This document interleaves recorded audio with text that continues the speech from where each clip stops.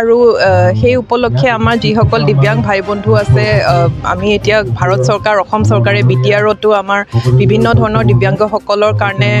schemes আঁচনি হাতত লোৱা হৈছে ষ্টেপছ হাতত লোৱা হৈছে ইলেকশ্যনৰ ক্ষেত্ৰতো আপোনালোকে দেখিছে যে এচিয়ৰ্ড মিনিমাম ফেচিলিটিজৰ আণ্ডাৰত ৰেম্পছ ব্ৰেইল শ্বীটছ এইবিলাকৰ ব্যৱস্থা কৰা হয় আৰু আজি আমাৰ AIT NGO এই প্ৰগ্ৰামটো কৰিছে যাৰ দ্বাৰা এৱেৰনেছ অন ডিজেবিলিটিজ ক্ৰিয়েট কৰা হৈছে এণ্ড আমাৰ যিসকল দিব্যাংগ ভাই বন্ধু আছে তেখেতসকললৈ মই অনুৰোধ জনাম আহ্বান জনাম যে যিখিনি গভৰ্ণমেণ্টৰ স্কিম আছে সেইখিনি তেওঁলোকে এভেইল কৰে যিসকল পেৰেণ্টছ আছে যাৰ চিলড্ৰেন উইথ স্পেচিয়েল নিডছ আছে তেওঁলোকে আমাৰ সৰ্বশিক্ষা অভিযান সমগ্ৰ শিক্ষা অভিযানৰ আণ্ডাৰত যিখিনি ব্যৱস্থা লোৱা আছে সেইখিনি তেখেতসকলে এভেইল কৰে কি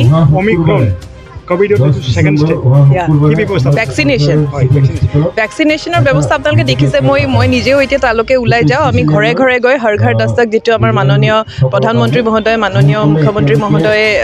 কৈছে আহ্বান জনাইছে হৰ ঘৰ দস্তকৰ আণ্ডাৰত আমাৰ যিসকল ছিনিয়ৰ অফিচাৰ্ছ আছে ADC আছে মই নিজে আছোঁ আমাৰ SDO চিভিল আছে ষ্টেটৰ পৰা অবজাৰ্ভাৰ্ছ আহিছে আমাৰ ভেকচিন ভেৰিফাইং টিমছ আছে প্ৰত্যেকটো পলিং ষ্টেচনত টিমবোৰ গৈছে PS ৱাইজ আমাৰ যিসকল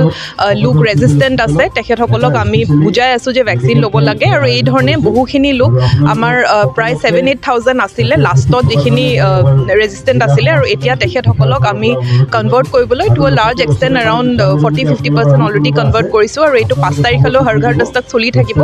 আমাৰ দুটা পাৰ্পাছ যে এটা আমি ভেৰিফাই কৰি আছোঁ ড'ৰ টু ড'ৰ যে ভেকচিনেশ্যন কৰা হৈছে ছেকেণ্ডলি যিসকলক ফাৰ্ষ্ট ড'জ হোৱা নাই তেখেতসকলক দিয়াৰ ব্যৱস্থা কৰা হৈছে আৰু লগতে আমাৰ ছেকেণ্ড ড'জ যাৰ ডিউ আছে তেখেতসকলক লোৱাৰ বাবে আমি ৰিকুৱেষ্ট জনাইছোঁ হয় আমি বিভিন্ন উপায় ব্যৱস্থা কৰি আছোঁ মই নিজেও গৈছোঁ মই দেখিছোঁ যে লোকসকলক বুজাবলৈ বহুত আমি কষ্ট কৰিব লগা হৈছে আৰু তাতে কমিউনিটি ইনফ্লুৱেঞ্চাৰ্ছ যিসকল আছে কমিউনিটি লিডাৰ্ছ আছে ক'ৰবাত ষ্টুডেণ্ট অৰ্গেনাইজেশ্যনৰ কথা শুনিছে ক'ৰবাত ৰিলিজিয়াছ লিডাৰ্ছ যে চাৰ্চৰ পেষ্টাৰ বা বিশ্বপ হওক আমাৰ অন্যান্য ৰিলিজিয়াছ লিডাৰ্ছ হওক তেখেতসকলৰ দ্বাৰা আহ্বান জনাইছোঁ বা তেখেতসকলক বুজাইছোঁ যে ভেকচিনেশ্যন নকৰিলে আগলৈ তেখেতসকলৰ লজিষ্টিকেলি বা মেডিকেলি ইছ্যুজ হ'ব এনেদৰে মানে ওৱান বাই ওৱান কৰিছোঁ each case is a different approach আৰু কেছ বাই কেছ আমি কৰি পেলাই এজন হওক দুজন হওককৈ ডেইলি বেচিছত আমি কৰি আছোঁ दिनैहाय 3 डिसेम्बर जेखौ जोङो international day for person with disability होननानै बुङो मिन्थियो खिन्थु बहुद खम मानसियानो मिन्थियो बेनि फारसे माने एवेयारनेस होननाया भिजिबिलिटिया बहुद खम ओंखायनो बेनि थाखायनो जोङो दिनै बे प्रग्रामखौ लानाय जादों आरो लोगोसे मा होनोमोनलाय दा जेनेबा जोङो बे प्रग्रामा नैबे मागुरमारियाव लानायनि जाहोना जाहैबाय मागुरमारियाव जोंना बांसिनानो बेनिफिसियारिसफोर दङ ओरै मागुरमारि एरियायाव ओमफ्राय दा जों डिसेबिलिटि होननानै बुङोबा खालि सोरबा मेगन नुयै बा थाबायनो हायै बेफोरबायदिखौल' होनो खिन्थु डिसेबिलिटियावहाय 21 टाइप्सनि डिसेबिलिटि दङ दा बेखौ बहुद मानसिफ्रानो मिन्थिया आरो ओमफ्राय दा बेहाय दिनैहाय बे दिनखौ मानि थाखाय सेलिब्रेट खालामनाय जादों माने मोनसे प्रमोट खालामनाय जायो ओमफ्राय मोनसेया जाहैबाय एवेयारनेस बिसोरनि राइट्स आरो एम्पावारमेन्ट ओमफ्राय बिसोरनि वेलबिंनि थाखाय आरोखि दा बेखौ दा जों बेखौनो होननो सानो कि बहुद मानसिफ्रानो डिसेबिलिटि होननानै बुंबा नासयो ओमफ्राय मोनसे मेन्टेलिटि डिसेबिलिटि होननानै बुङोबा बिराद बेड बिहेभियार गाज्रि जेनेबा आखल आखु देखायो बेफोरनो आरो दा जेनेबा जोङो नैबे आरो बेजों लोगोसे जों मोनसे एक्सेसिबिलिटि जेखौ होनो जेनेबा हमनानै लादो अबेबा अफिसाव थांनांगौ जोंहा जेनेबा दा ह्विलचेयार इउज खालामग्रा रेम गैया रेमानो बहुद खम आरो रेम दंबाबो ओरैबायदि जेनेबा नोङो बाइक सालायग्रा बेबायदि रेमसो माने मोनसे मेजारमेन्ट थायो बेखौ फल' खालामा आरो ओमफ्राय बेनि उनावहाय नों नुदों जानो हागौ जोंनि स्टेजआ प्लेन बेहाय जों गोजौ स्टेज बानायाखै मानि थाखाय बे एक्सेसिबल जाथों बेनि थाखायनो जों बिदि खालामदों दा बे मोनसे प्रग्रामा मोनसे एवेयारनेस ओमफ्राय बिसोरनि राइट्सबो आरोखि बिसोरनि मोन्थायखौ मोननायनि थाखाय दा जोङो जोंनि बे AIT-आ मा खालामगासिनो दं action for inclusion and empowerment ट्रास्टआ जोङो दा जायफोर डिसेबिलिटि सार्टिफिकेट मोनाखै माने डिसेबिलिटि सार्टिफिकेटखौ लाथारनांगौ आरोखि होमबासो बियो गभर्नमेन्टनिफ्राय सार्भिस मोनगोन ओमफ्राय सार्भिस होनोबा पेन्सन दङ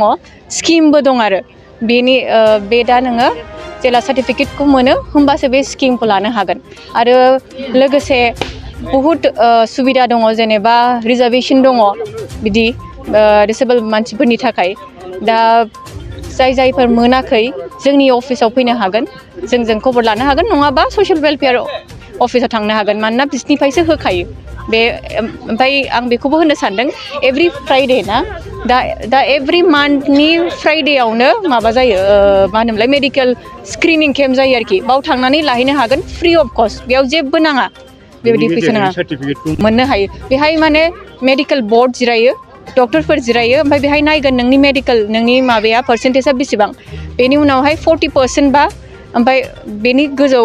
बेनि गाहाय जानो नाङा आरोखि 40%नि गाहायाव जानो नाङा होमबा नों 40%नि गाहाय जाबा जेबो सुबिदा मोननाय नङा आरो बेसे 40% जाथारनांगौ आरोखि बेबायदि बायदेवा बुंथिगोन नामा नोंनि गुड नेमजों लोगोसे नोंथांनि बेसरकारि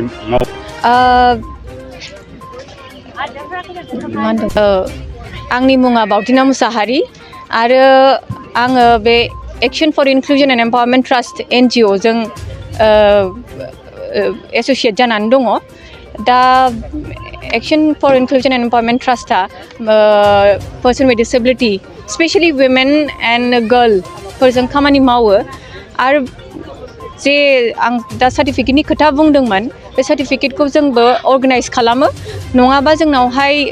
कन्टेक्ट खालामनो हागोन लोगोसे जुदि जोंनाव कन्टेक्ट खालामनो हायाबा ससियेल वेलफेयार डिपार्टमेन्टआव थांनानै बेखौ खबर लाहैनो हागोन आरोखि सुलु लाहैनो हागोन जोंनि अफिसा जाहैबाय जोंनि अर्गानाइजेसन अफिसा जाहैबाय हाथिमा शंकरदेव स्कुल खाथियावनो जोंनि वेबसाइट दङ AIT NGO होननानै बेयाव थांबानो मोनगोन जोंनि एड्रेसफोरखौ जोंनि डिटेल्स जों मा खामानि मावो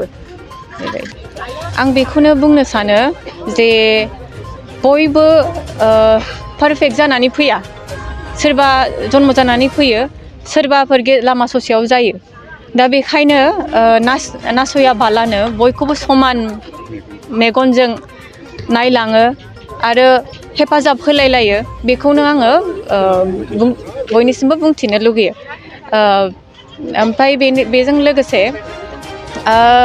आं रायजोफोरखौ बुंनो सानो कि हागौ माने बे एवेयारनेसखौ खालामथों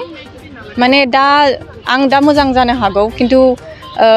भगबाना दा खालामथों आं जुदि एक्सिडेन्ट जायोबा आंनि आथिङाव मोनसे थाङोबा आं बेहाय डिसेबल जाबाय नोरजिया जाबाय होमबा बेफोरबायदिनो मानसिफ्राबो साननानै मोनसे